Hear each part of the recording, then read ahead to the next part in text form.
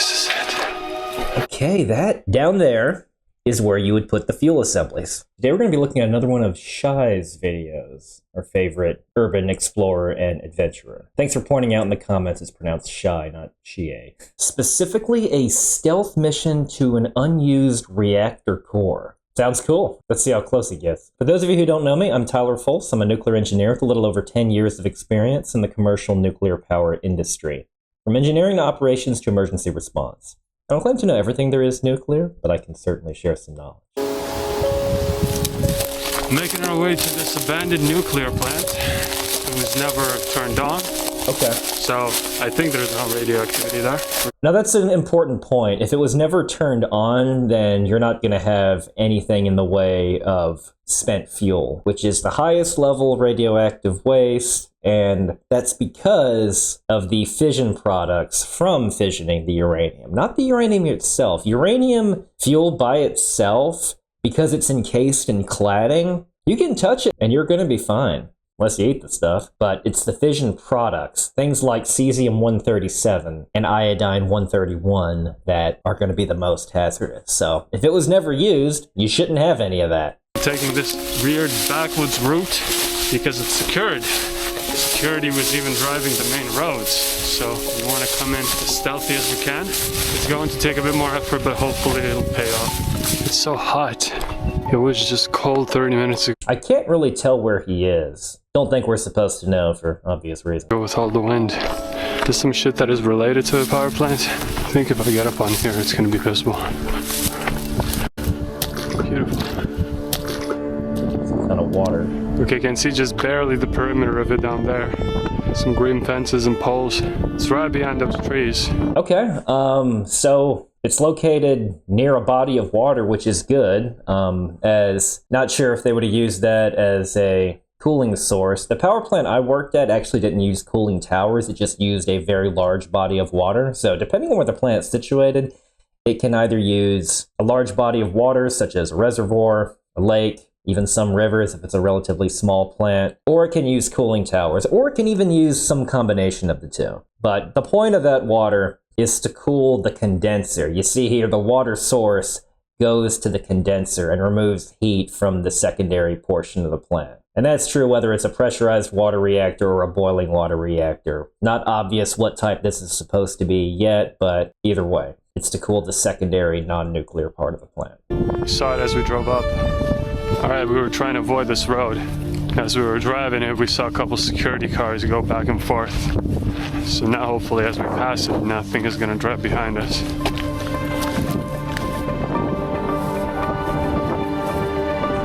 Okay, so what you can see here, those two can structures are reactor containment buildings. The reactor and its coolant system and really all of the primary portion of the plant is going to be housed within that structure. Primary being the nuclear side, needs to be contained. Those containment buildings are designed to withstand the entire pressure of the reactor coolant system if it were to rupture, or if you were to even have a hydrogen buildup, which would result in an explosion. And these are designed to withstand that, or at least they should be, unlike in Chernobyl where they didn't have strong enough structures. And it looks like in the middle you have some auxiliary buildings, which are typically used for supporting systems that support the primary. That's probably what that building in the center is. And then as you get further and further away, they become support structures for the secondary part of the plant. Now, it looks like the power lines are behind it, which is interesting because it looks like a lot of these auxiliary buildings for the secondary are toward the front. But it's possible those are office buildings, and who knows. And it's also entirely possible that if this is a derelict plant, they took down the power lines a long time ago. They could be closer to where he's standing right here, but they're just not there anymore. Fences now. Maybe there's no cameras pointing here. I got a bad feeling about this. Bad feelings usually come to fruition. Fucking pure mentality at this point. I'm just following the group. Well, let's see. Maybe I'm just paranoid for no reason. But looking at the site, they must have went pretty far along.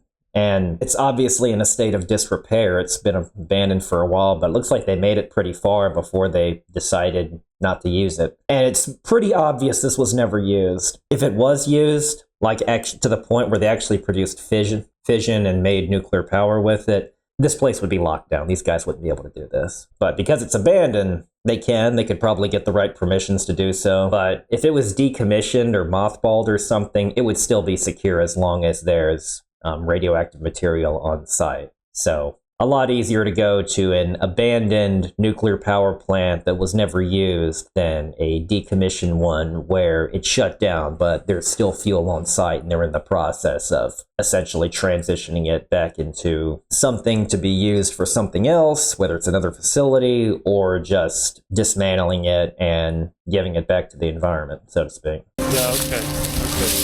That does look amazing. It's not staying in the open too long. Okay, double perimeter fence. But we can get out of here quickly. If it's abandoned.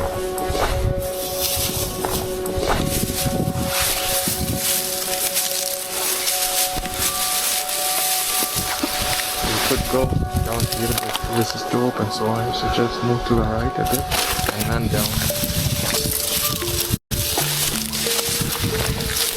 Everything is like closed up though.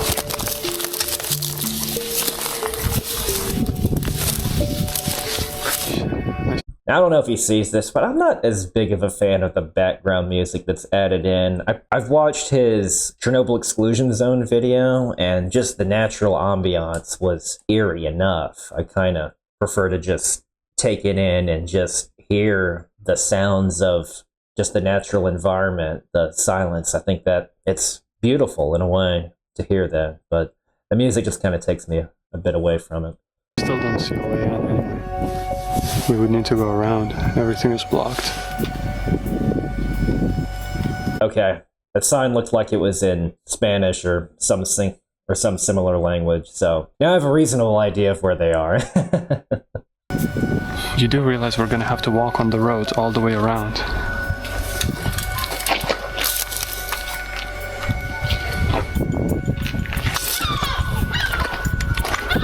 Birds.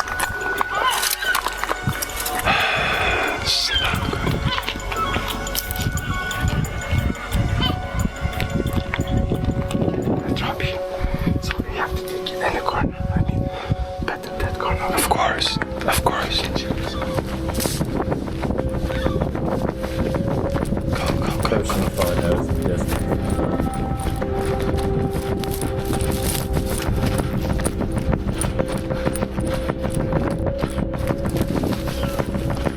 Yeah, those two ahead definitely look like auxiliary buildings. At the power plant I worked at, we had two auxiliary buildings that were effectively the same structure, but it was known as the mechanical auxiliary building, which basically had pumps, valves, piping, all for supporting the components that make up the primary system, such as, say, the reactor coolant pumps, the primary chemistry control system, support for the reactivity control systems, such as the boric acid systems.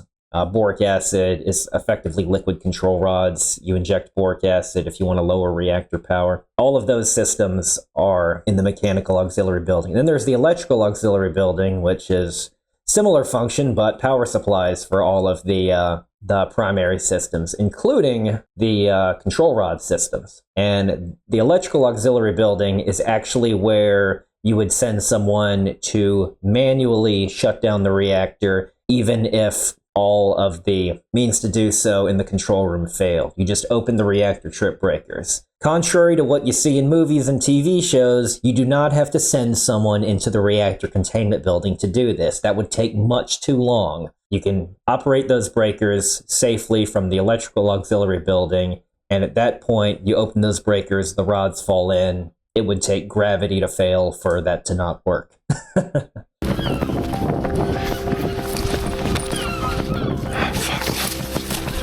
You see over there is where the truck bays are.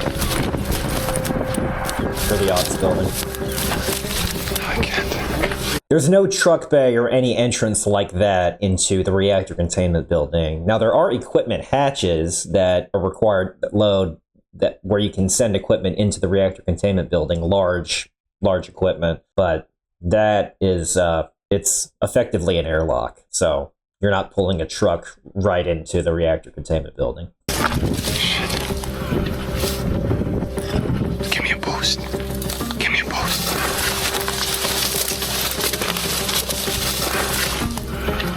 Okay, go. Wow.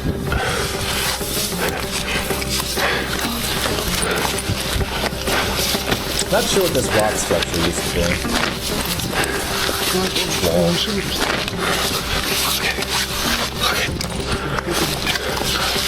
Could be anything there.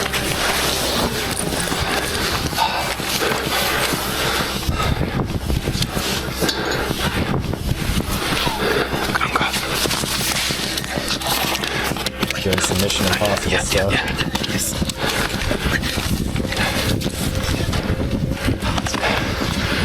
Fucking hell. Come on, get in.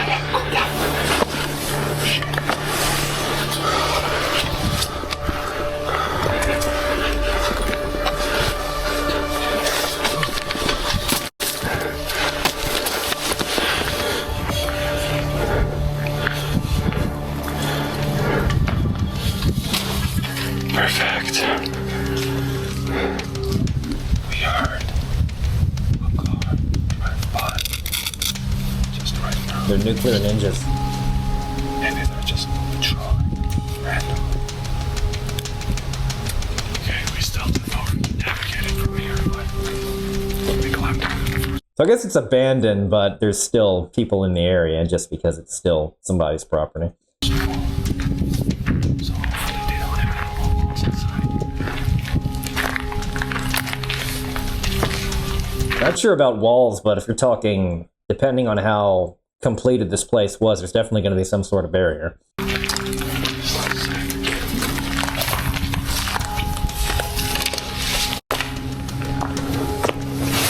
Water coming in.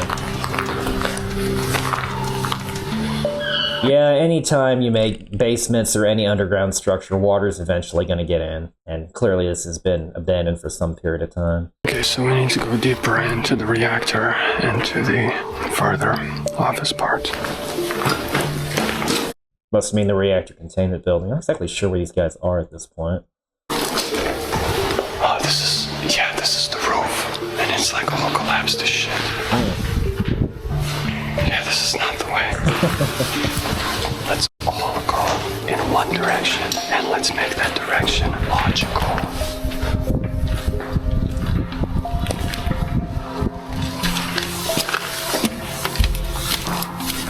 There. Let's use this hole. This looks more like part of the office We need to building. build something. Because it's all open where they would put, you know, big pipes and pumps and stuff like that. They've probably, if they ever had it in there, they've probably taken all the pipes out and used them for something else. Because these are some pretty high quality pipings if it's going to be to support primary systems. And as well as the pumps, you can use them in any other type of power plant or large industrial facility anyway. So if they were here, they've most certainly been stripped out by now. To reach that at the beginning. Well, anyway, anything you think will help. Let's get it. Should be enough.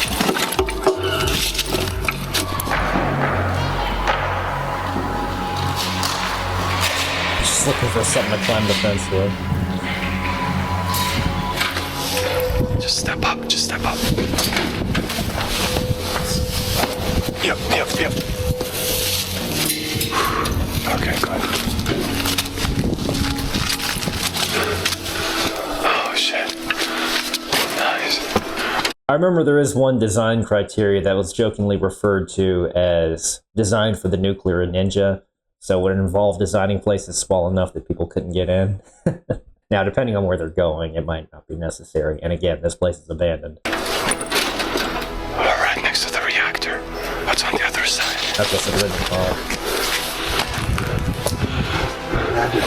Okay, it looks like they're actually near where the spent fuel pool would be, maybe. Maybe this could, or if they're in the reactor structure, there would be an overhead crane for refueling. Not sure if they're in the reactor building or the spent fuel area. In some plants, they're in the same structure, though. Wasn't the case where I worked, but it's not unheard of to have them in the same building. Just depends how big you want to make your reactor containment building. Now, the reason why at the plant I worked at, you did not need to place the spent fuel in the reactor building is it's not pressurized. Now, it's confined in that it has an HVAC system that exerts negative pressure. So if any bad thing was to happen to the fuel and you had a breach and radioactive material were to become released, it'll stay within because the HVAC sucks everything in. This is in contrast to positive pressure HVAC systems, which exist in the control room. So if any release occurs, the positive pressure keeps the radioactive material out and just pushes it out.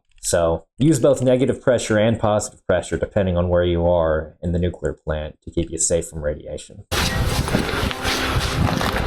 Yeah, but there's a hole in the wall right there. Somewhere have to be like normal entrance. The normal entrance to a reactor containment building is going to be an airlock. There's a primary airlock for personnel. There's an auxiliary airlock, which is a really small one for personnel that you got to squeeze yourself in. And then there's the equipment hatch, which is quite big, but it's usually quite elevated. So you would lift heavy equipment up on a crane and get it inside during a refueling outage.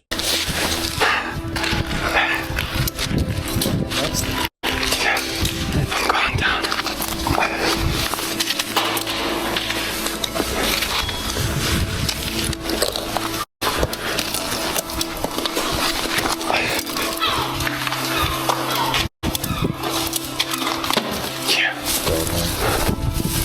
So those little cylinders jutting out at the side right there are tendons for the reactor containment building. So now I can tell definitely where they are. Basically, they're really high-strength steel cables that are embedded within the concrete reactor containment building walls, and they pre-stress the concrete. And that compressive stress enables it to withstand extreme internal pressure, which is where the reactor system is. So these massive structures can withstand even over 100 psi, which that's a lot for a structure that's this massive. And the reason why you use concrete, in addition for it being strong against pressure, is concrete is also very strong against neutron radiation, which is the most significant while the reactor is operating. Now, there's various levels of concrete, so the high neutron dose doesn't make its way all the way to the containment outer walls. There's multiple layers inside as you get closer and closer to the reactor. Oh, the seagulls are going nuts.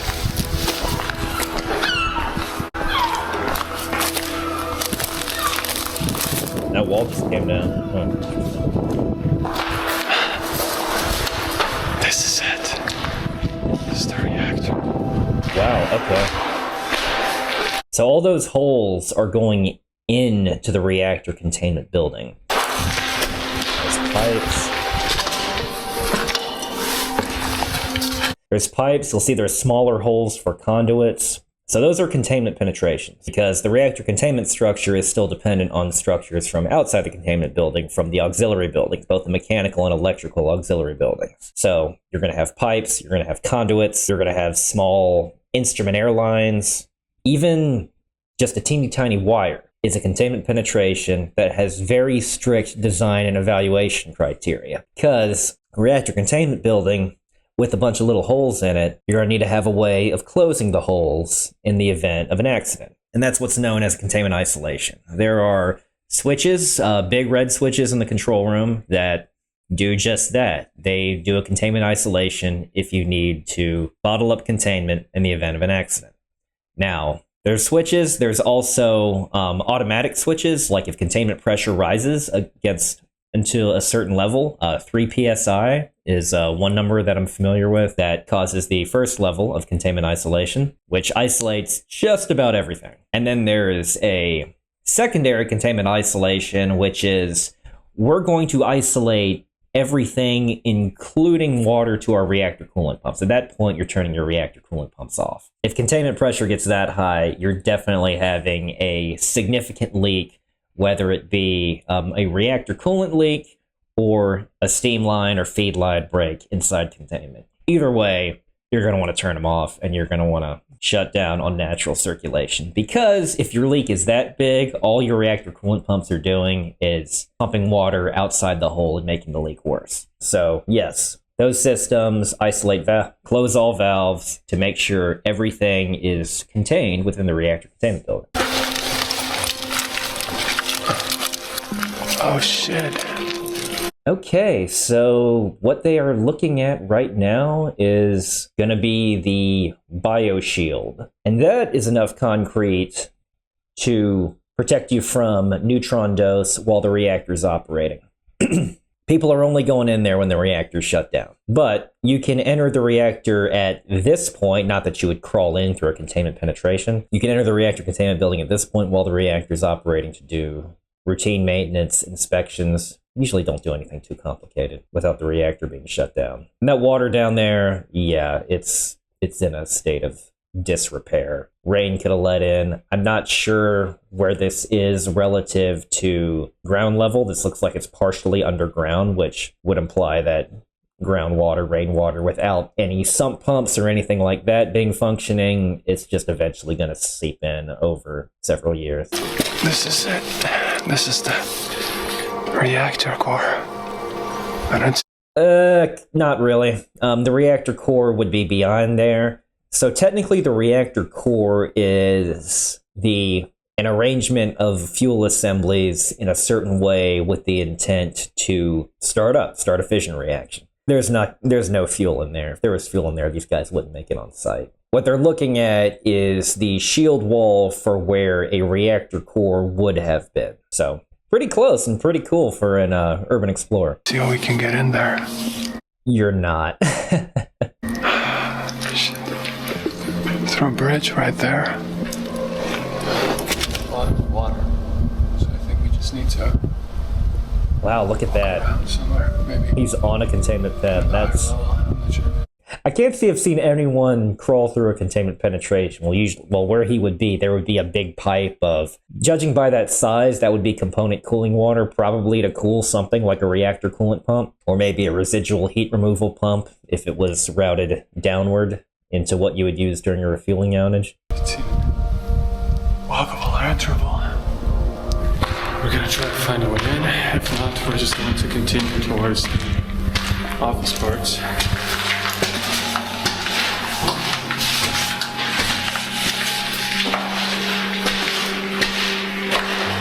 Oh shit. This is dead end. So they still have a bunch of small little pipes. Now, these teeny tiny pipes for support stuff, maybe some small instrument airlines in there that they haven't considered it worth it to take out. Let's go around. Railings.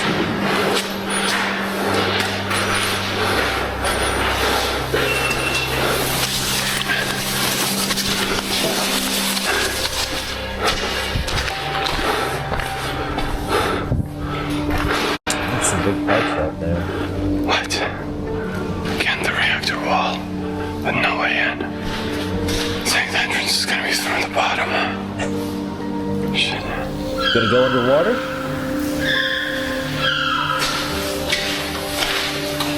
Access, I think it says. Yeah, connections. Viviendas auxiliares.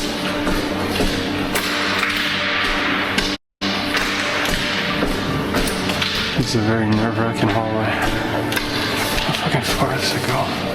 The background music's making me more nervous, man. Oh shit. I just think this is the entrance. Yes, that I can tell how big it is. But there was one that's pretty small. This might be the auxiliary airlock, unless there's a bigger one. There's a big one and a little one. A big one that can get massive teams in and is typically left open, albeit guarded during a refueling outage. And then you have the auxiliary one, which is emergency only, and you can only get 3 guys in. This one looks a bit bigger than that. Yeah, this looks like the entrance. So when I mentioned containment isolations, yes, that does isolate the instrument air that operates these things. So yes, if a containment isolation goes off with someone in the reactor containment building, they're not going to get in. Fortunately, there is an addendum in your containment isolation procedure that tells you how to restore instrument air to just the airlock. And they're probably going to be coming out of the aux airlock, which is going to be more cramped, but It'll restore just enough to get people in, so you're not leaving anyone trapped in containment in the event of an isolation. However, if it's an extreme event, like an accident that results in rapid pressure increase, yeah, that's not going to be good for whoever's in there. Typically, you would, if you have a small leak that typically builds in, you would evacuate containment. If anything unexpected happens in containment, let me be, just to be fair, any aberrant radiation levels, leakage, whether it be from the reactor coolant system or steam generators or feed water lines, you're going to evacuate containment. The important thing is you protect who's in there.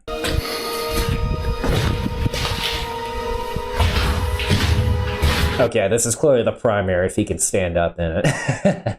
I wasn't quite sure how big it was when he just showed it on the camera. Holy shit. This is it. Okay, alright, well, this is... I'm actually kind of surprised they found the airlock right there, and I'm actually kind of surprised the airlock was situated this close to the reactor cavity. This must be a relatively small reactor building, small reactor design just in general. But yes, down there is where you would put the fuel assemblies, and that would be filled with water. Reactor grade water, heavily borated water to make sure it's you have adequate shutdown margin, that is to say while you're refueling. Yeah, that's where it would be. I'm in the core. You're in a defueled core, or possibly a never fueled core. Interestingly enough, when the core is defueled, you're not required to have a reactor operator at the controls, because that's not where the core is. The core is going to be in your spent fuel pool. So during that brief moment in time when, during an outage, when all the reactor fuel is outside of the core, I mean, you're not watching the critical equipment. The critical equipment's all in the spent fuel pool. Of course, that changes once you start loading in the next fuel cycle. Wow. This is what the inside of a reactor looks like. This is sick. This is Cool. sick. What he was looking at up there looked like a polar crane, which is exactly what you think of, an overhead crane that just goes around the circular perimeter of the containment building. This is one of the two. There's a second one right in front of me through this big hole. I see the office building. I think that's where we're gonna head to next. Hopefully we can see the control room and everything. Okay, is that part of the equipment hatch? You can also tell this was never commissioned if they just left the equipment hatch open after they gutted the building of all of its pipes and valuables. Hey, we made it. There's the crane. Yes. So that hole right there, that is the equipment hatch. As you can see, far larger than the personnel airlock.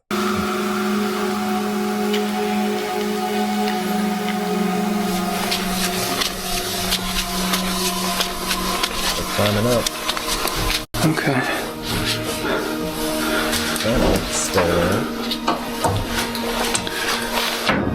The window in case you just want to go out.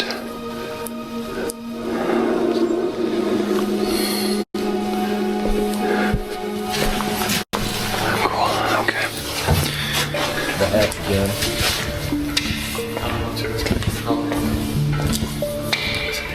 Control room. Interesting if you see the control room. Now, the control room is typically located in the electrical auxiliary building, not in containment, as despite what some movies and TV shows would show you. I think this is the second reactor. Second person airline. Okay, they must have jump cutted because you're not going to get to the second reactor. It's in a completely different containment building, so you're not going to see them in the same containment building. Okay, we're in the second reactor. This music makes me think something's going to jump out at them, even though, why would it?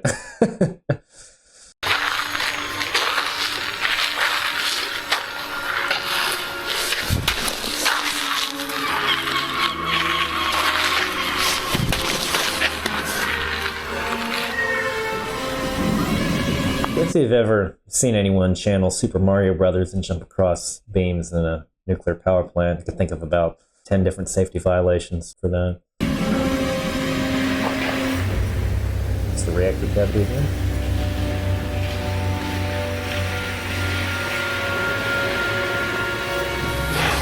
I need to go here.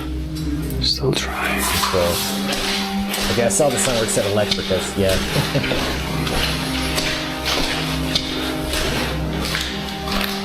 It's like a safe. Oh shit. Various doors. Interesting. Down. Oh shit, look at that. What? Look like terminals.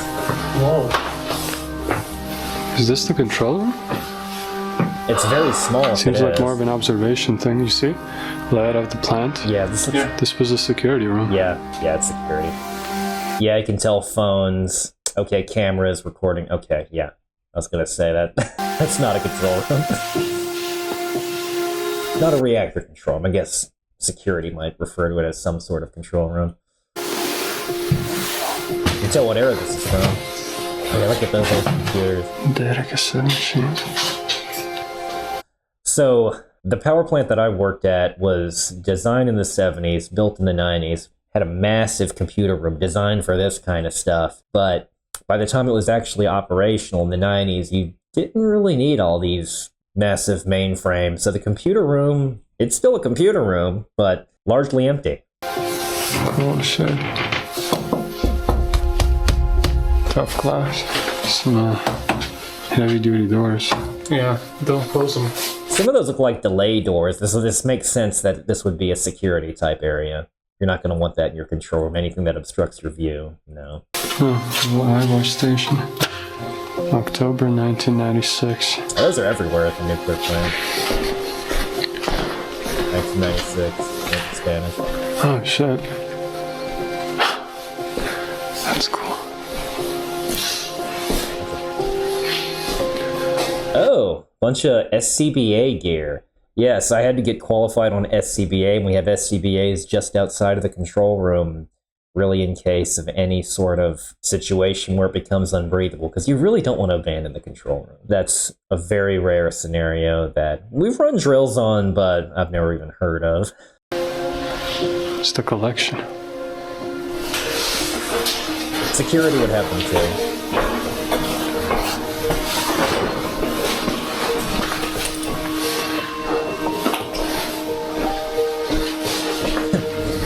No smoking sign. Yeah, no smoking of any type is allowed while you're within the vital areas of a nuclear power plant. There are smoking zones that exist, but not while you're inside any of these buildings. Administration. Okay, now it looks like we're going into the office. This is it. Yeah. We gotta be careful near the windows here. Yeah, these offices, mainly operations and maintenance managers and stuff, the ones that would be inside the plant. The more administrative stuff like HR, corporate engineers that do like risk management type stuff, they would be in a separate corporate building. Depending on where you work, they could be on site but just outside of the security fence. But depending on what company you work for, you could just be in an office building in a city far away from any nuclear power plant.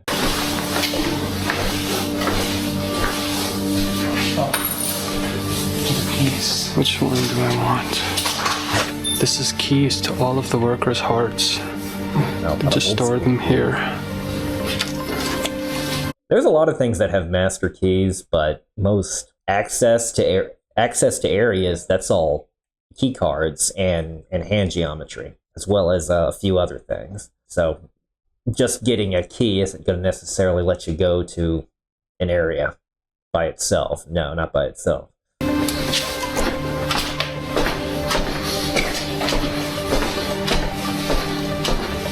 Lockers. Oh, nice. The foyer. Fancy elevators. I've never heard of any part of a nuclear plant referred to as a foyer. That's funny. Just offices.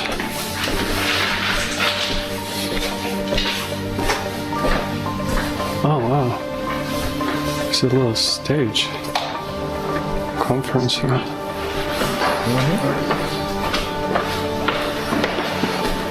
still have meetings, conference rooms, just like any other office. I think these are all the floors, right? Yeah. Library, garages.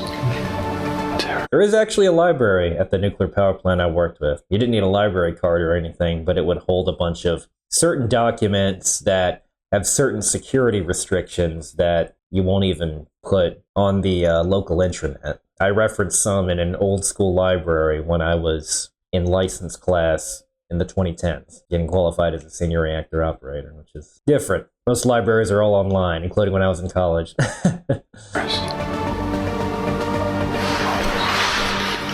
Shit. Bricked. Just bricked.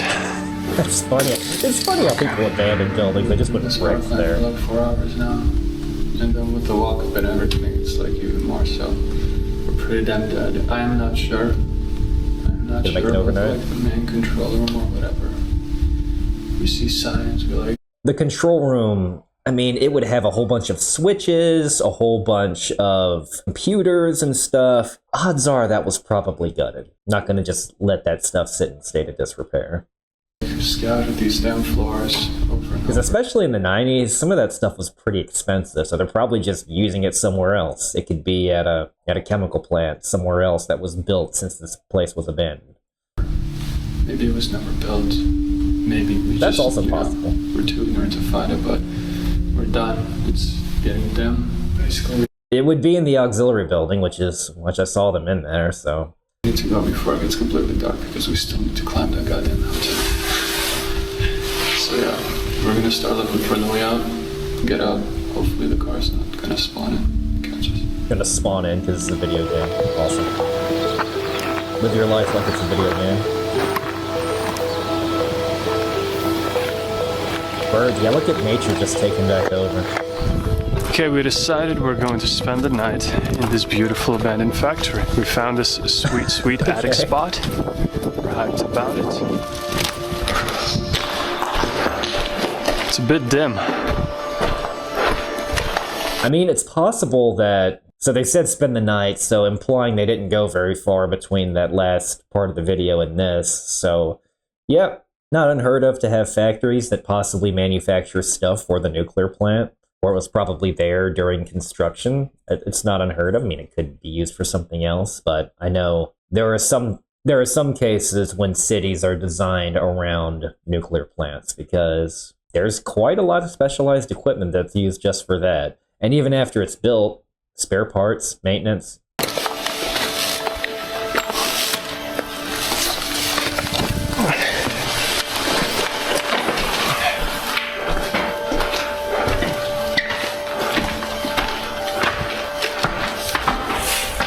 So as we were driving, we stumbled upon this factory, explored it a bit, and this attic spot really caught my eye. I wanted to spend the night here. I think it's pretty chill.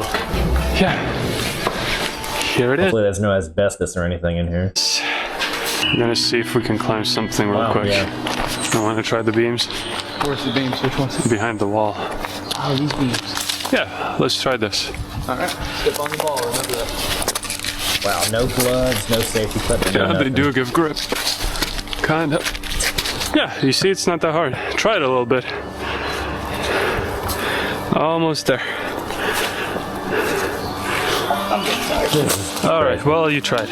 I feel like he just added this on in the video just to include some crazy climbing. Now it's a bit of the hard part.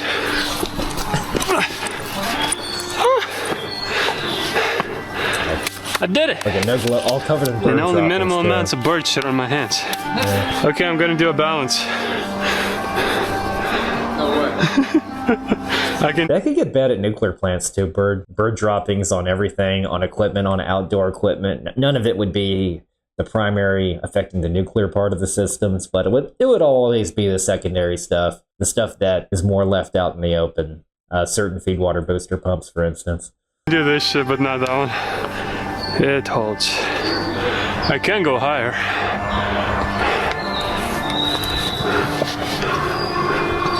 Yeah, there is no easy way down. I'm gonna try to get up here and up there.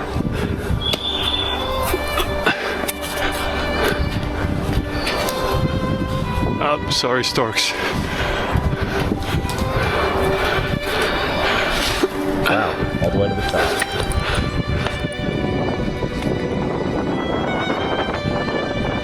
Oh no, baby storks. Really just living in trash.